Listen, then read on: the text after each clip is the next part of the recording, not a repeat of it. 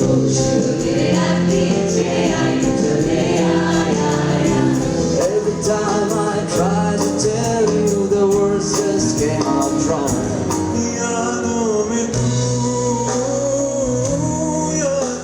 মঞ্চে এত ভাষা, এত সুর, কখনো বাংলা, কখনো হিন্দি, উর্দু, আবার পরক্ষণেই ইংরেজি। যেন সব সুরের মোহনা গিয়ে মিলেছে Dhaka dreams Kabish live in কনসার্টে।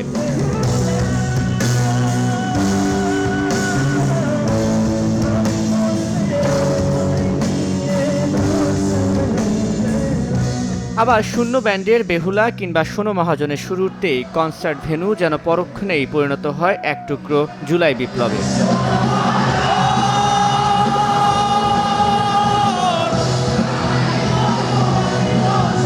শুক্রবার এমনই এক গানের আসর বসেছিল রাজধানীর সেনা প্রাঙ্গণে, যেখানে প্রধান আকর্ষণ ছিল পাকিস্তানের জনপ্রিয় ব্যান্ড কাবিশ। গেয়েছেন তেরে পেয়ার মে, বাচপান, ফাসলের মতো জনপ্রিয় গানগুলো। আর কাবিশের সঙ্গে পাল্লা দিয়ে ভক্তদের মাতোয়ারা করেছেন বাংলাদেশের অর্ণব, সুনিধি, আরমিন মুসা, শূন্য ও লেভেল 5।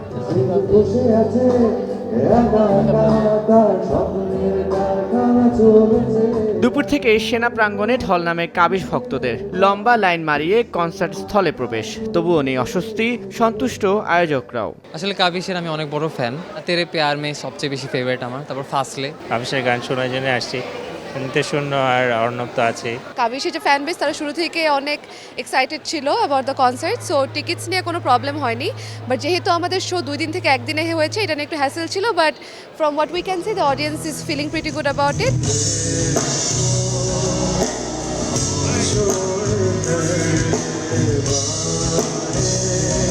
1998 সালে প্রতিষ্ঠিত হবার পর এটাই ছিল বাংলাদেশে কাবিশের প্রথম কনসার্ট।